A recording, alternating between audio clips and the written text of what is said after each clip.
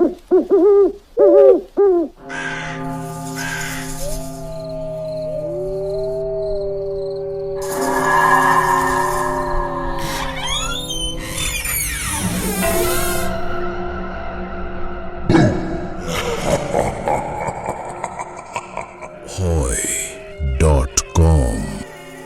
ভয়ের জগতে আপনাকে স্বাগতম।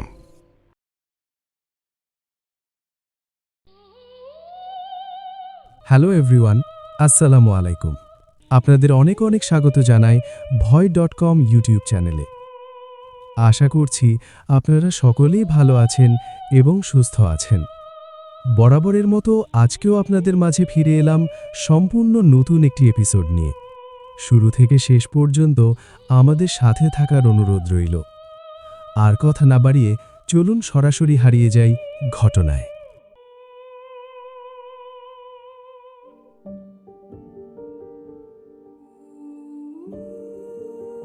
কখনো কি ভেবেছেন, আমরা যখন নতুন কোনো বাসায় ঢুকি তখন আমরা কি আসলেই সেখানে একা থাকি, নাকি দেয়ালের ওপারে অন্ধকারের আড়ালে কেউ আমাদের জন্য অপেক্ষা করে থাকে যুগের পর যুগ ধরে? আসসালামু আলাইকুম এভরিওয়ান।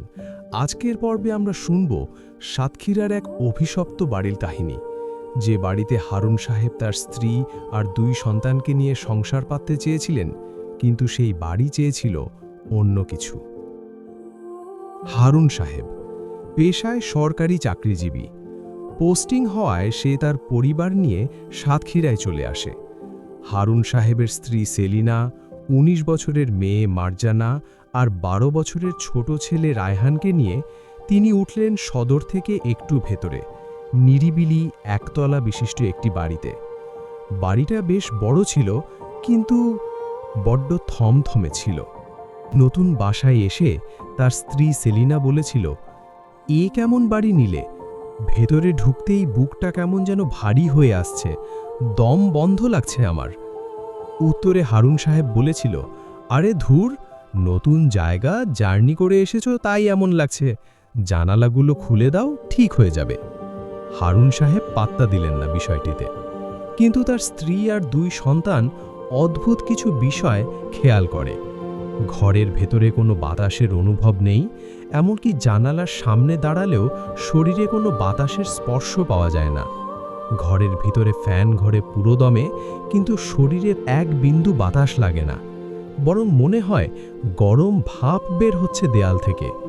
আর সবচেয়ে অদ্ভুত বিষয়, দেয়ালের কোনো জায়গায় আয়না টাঙালেই কিছুক্ষণ পর সেটা নিজে নিজেই ধপাস করে পড়ে চূর্ণ বিচূর্ণ হয়ে যেত, যেন এই বাড়ি চায় না কেউ তার নিজের প্রতিবিম্ব দেখুক, অথবা আয়নায় অন্য কারো প্রতিবিম্ব ভেসে উঠত, যা আয়না নিজেই সহ্য করতে পারত না। 7 দিন কেটে গেল। 8ম রাতের ঘটনা। তখন গভীর রাত। হঠাৎ ঘুমের মধ্যে রায়হান চিৎকার করে ওঠে, আব্বু, আব্বু, ওরা এসেছে, ওরা আমাদের যেতে বলছে, ওরা বলছে এটা ওদের ঘর, আমরা কেন এসেছি? সেলিনা কাপা কণ্ঠে জিজ্ঞাসা করে, কি বলছিস বাবা, কারা ওরা? রায়হান ফিসফিস করে বলে, ওই যে ওই কোনায় দাঁড়িয়েছিল। হারুন সাহেব ছেলেকে শান্ত করে ঘুম পাড়িয়ে দেয়। হারুন সাহেব এটাকে নিছক দুঃস্বপ্ন ভেবেছিলেন, কিন্তু পরের দিন সকাল থেকে রায়হান বদলে যেতে শুরু করল। যে ছেলে সারাদিন হইচই করত, সে এখন জানালার গ্রিল ধরে ঘন্টার পর ঘন্টা বাইরের দিকে তাকিয়ে থাকে আর বিড়বিড় করে একা একা কথা বলে। এর ঠিক 2 দিন পর মার্জানারও একই অবস্থা। সেও রায়হানের মতো হুবহু একই স্বপ্ন দেখে এবং পরের দিন সকাল থেকে একই আচরণ করতে শুরু করে। ডাক্তার দেখানো হলে রিপোর্ট সব নরমাল আসে। ডাক্তার বললেন, মানসিক চাপের কারণে তাদের আচরণে পরিবর্তন এসেছে, ঘুমের ওষুধ দিয়ে খেতে বললেন। ঘটনার 3 দিন পর এবার পালা হারুন সাহেবের স্ত্রী সেলিনার। তিনি স্বপ্নে দেখলেন এক ঘুটঘুটে অন্ধকার ঘর, মাঝখানে দাঁড়িয়ে আছে 3টি কালো অবয়ব। অবয়ব 3টি শূন্যে ভেসে আছে এবং তার দিকে তাকিয়ে বলছে, তোরা কেন এসেছিস? এটা আমাদের জায়গা, আমাদের শান্তিতে থাকতে দে। তোদের এই ভুলের শাস্তি পেতে হবে, সবাইকে মরতে হবে। সেলিনা ভয়ে বিছানায় উঠে বসে। সে ঘামে ভিজে একাকার। পরদিন সকাল থেকে সেলিনাও তার 2 সন্তানের মতো জানালার দিকে তাকিয়ে বিড়বিড় করতে শুরু করলেন। হারুন সাহেব এবার সত্যিই ভয় পেলেন। এবার তিনি কোনো ডাক্তারের কাছে না যেয়ে ছুটলেন মসজিদের ইমাম সাহেবের কাছে। ইমাম সাহেবকে সব ঘটনা খুলে বললে তিনি মাগরিবের নামাজের পর হারুন সাহেবের বাসায় যাবে বলে জানায়। সেদিন মাগরিবের পর ইমাম সাহেব এলেন। মেন গেট দিয়ে ঢুকেই তিনি থমকে দাঁড়ালেন। চোখ বন্ধ করে বিড়বিড় করে কী সব পড়ে হারুন সাহেবের দিকে তাকিয়ে বললেন, হারুন সাহেব, আপনার পরিবারের ওপর মারাত্মক কিছু ভর করেছে। এরা সাধারণ জিন নয়, এরা এই মাটির সাথে মিশে আছে। আপনি সবাইকে এক রুমে নিয়ে আসেন। হারুন সাহেব সবাইকে এক রুমে নিয়ে আসলে ইমাম সাহেব রুকিয়া শুরু করেন, আর সাথে সাথেই শুরু হয় নারকীয় তাণ্ডব। রায়হান পাগলের মতো চিৎকার করতে থাকে, মার্জানা খিলখিল করে অমানবিক হাসি হাসছে, আর সেলিনা হাউমাউ করে কাঁদছে। ইমাম সাহেব থেমে গেলেন। তিনি বুঝলেন এরা একে অপরের সাথে কানেক্টেড। একজন কথা বললে বাকি দুজন বিভ্রান্তি সৃষ্টি করছে। তিনি রুম থেকে বের হয়ে হারুন সাহেবকে বললেন, আজ নয়, কাল আমি প্রস্তুতি নিয়ে আসব। পরের দিন আরও 2 জন আলেমকে নিয়ে ইমাম সাহেব আসলেন। হারুন সাহেবকে আবারও 3 জনকে একই রুমে নিয়ে আসতে বললেন। সবাইকে একই রুমে নিয়ে আসলে ইমাম সাহেব এবং বাকি 2 জন একসাথে পবিত্র কালাম পাঠ করতে শুরু করে। সাথে সাথে ঘরের বাতাস ভারী হয়ে উঠল।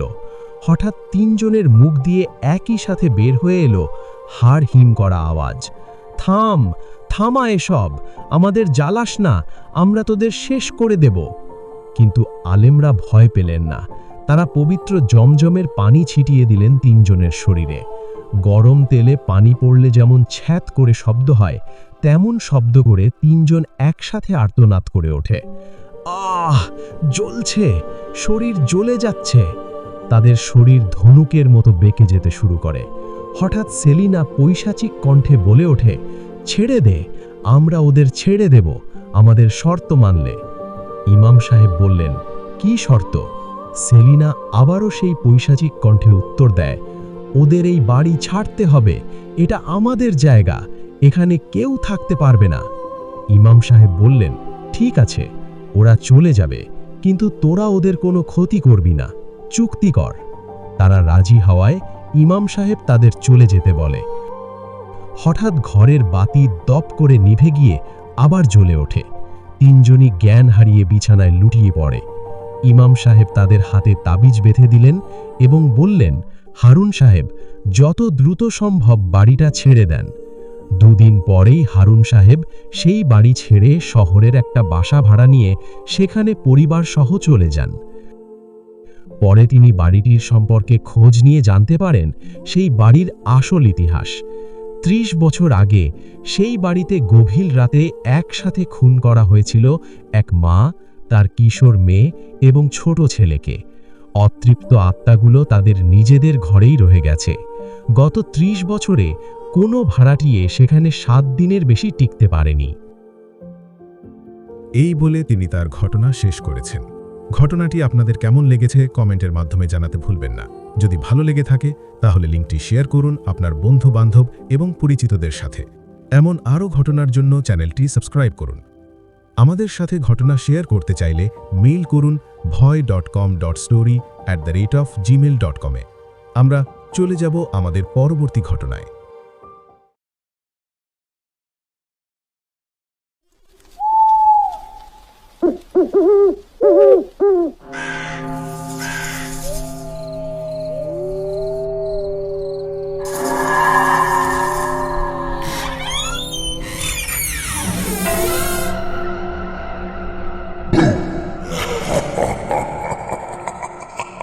ভয়.com ভয়ের জগতে আপনাকে স্বাগতম।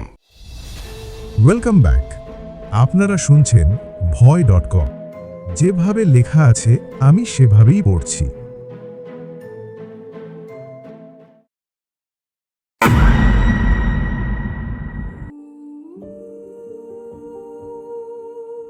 আসসালামু আলাইকুম। আমার নাম রফিকুল ইসলাম, বলছি কুষ্টিয়ার কোনো এক গ্রাম থেকে।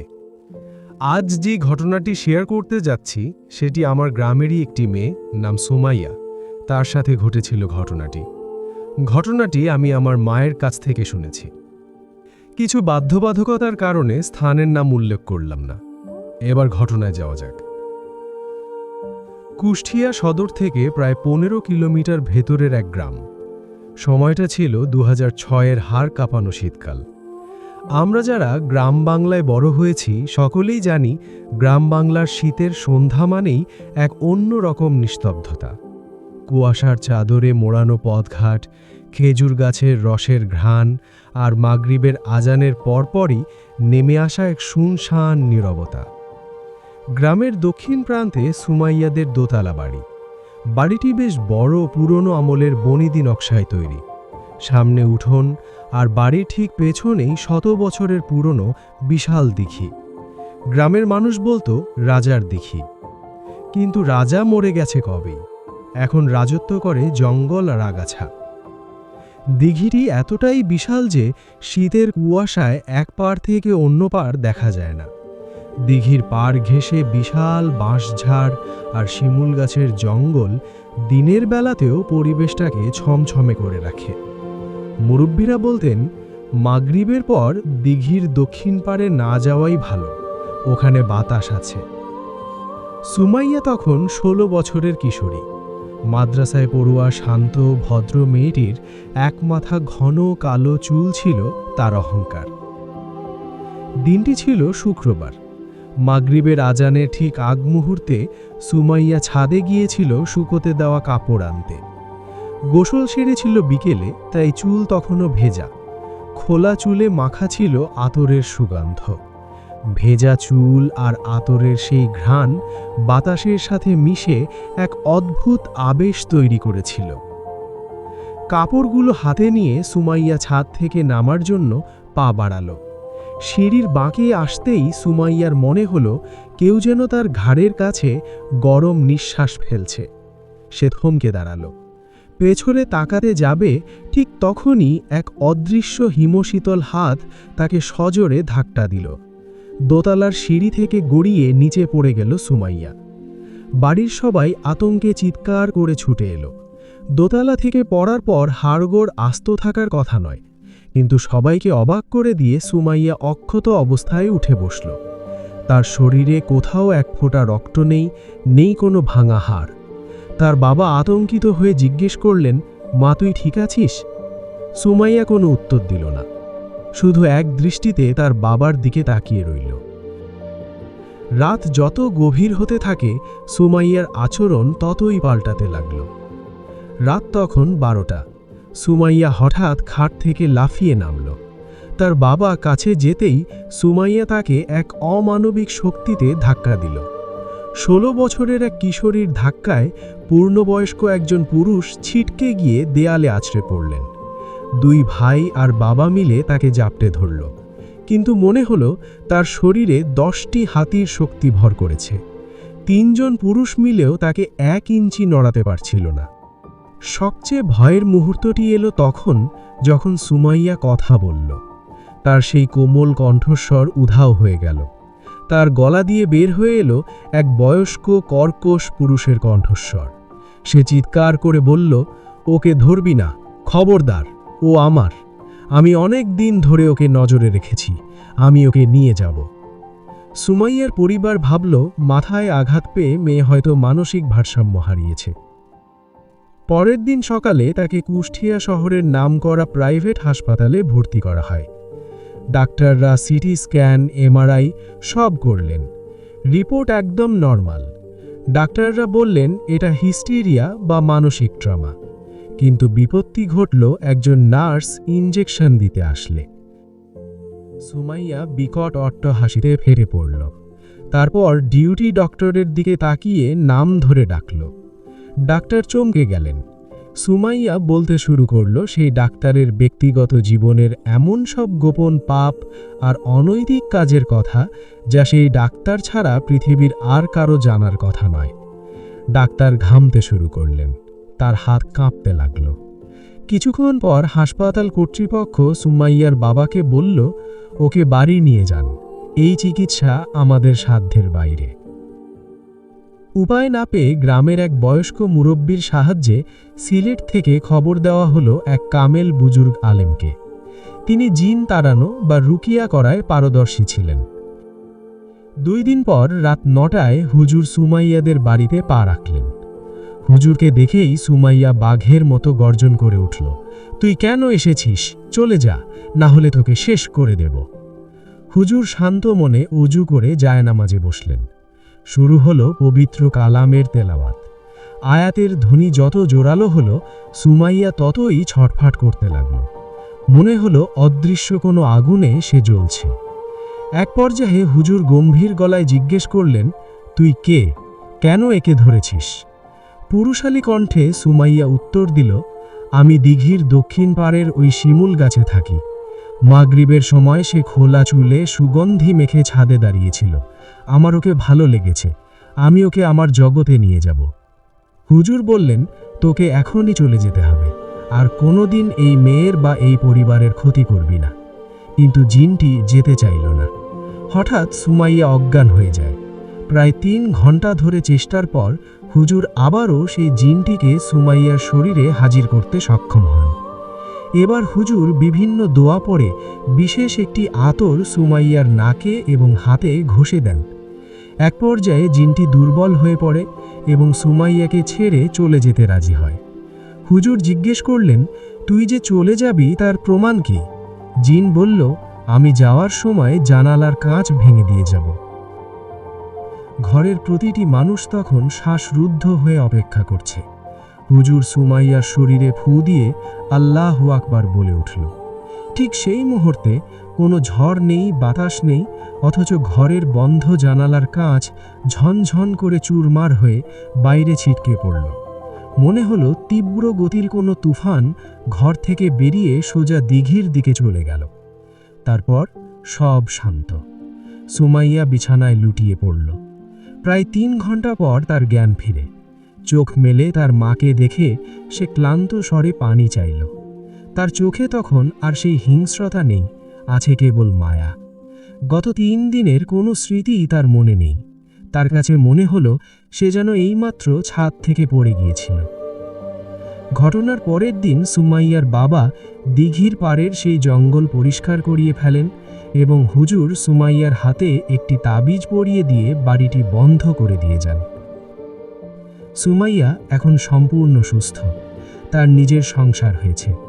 কিন্তু 2006-এর সেই হাড়হীন করা 3টি দিন সেই ভুলে গেলেও ভুলতে পারেনি তার পরিবার আর কুষ্টিয়ার সেই গ্রামের মানুষ। এই বলে তিনি তার ঘটনা শেষ করেছেন। ঘটনাটি আপনাদের কেমন লেগেছে কমেন্টের মাধ্যমে জানাতে ভুলবেন না। যদি ভালো লেগে থাকে তাহলে লিঙ্কটি শেয়ার করুন আপনার বন্ধু-বান্ধব এবং পরিচিতদের সাথে। এমন আরও ঘটনার জন্য চ্যানেলটি সাবস্ক্রাইব করুন। আমাদের সাথে ঘটনা শেয়ার করতে চাইলে মেইল করুন bhoy.com.story@gmail.com-এ।